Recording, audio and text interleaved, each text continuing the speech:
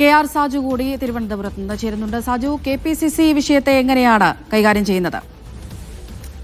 KPCCയുടെ official X അക്കൗണ്ടിലാണ് തരൂരിനെ പിന്തുണച്ചുകൊണ്ടുള്ള ഒരു പരാമർശം വന്നിരിക്കുന്നത്.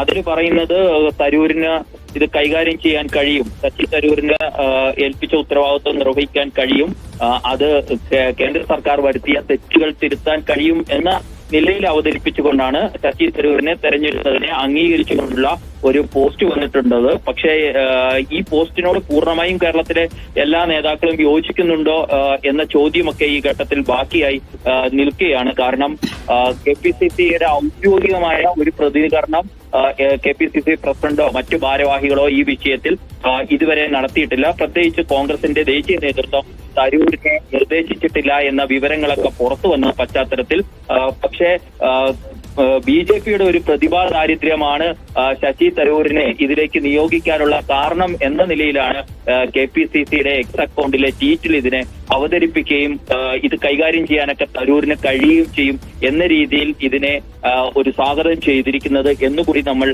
മനസ്സിലാക്കേണ്ടതുണ്ട്. പക്ഷേ ഇതിനോടുള്ള ഒരു പ്രതികരണം എന്ന നിലയ്ക്ക്, ഒരു സൗണ്ട് ബൈറ്റ് എന്ന നിലയ്ക്ക് ഇപ്പോഴും KPCC നേതൃത്വത്തിന്റെ നമുക്ക് ലഭ്യമായിട്ടില്ല. പക്ഷേ KPCCയുടെ ഒഫീഷ്യൽ എക്സ് അക്കൗണ്ടിലാണ് ഇത് സ്വാഗതം ചെയ്തുകൊണ്ടുള്ള പരാമർശങ്ങൾ വരികയും ചെയ്തിരിക്കുന്നത്. ശരി സാജു.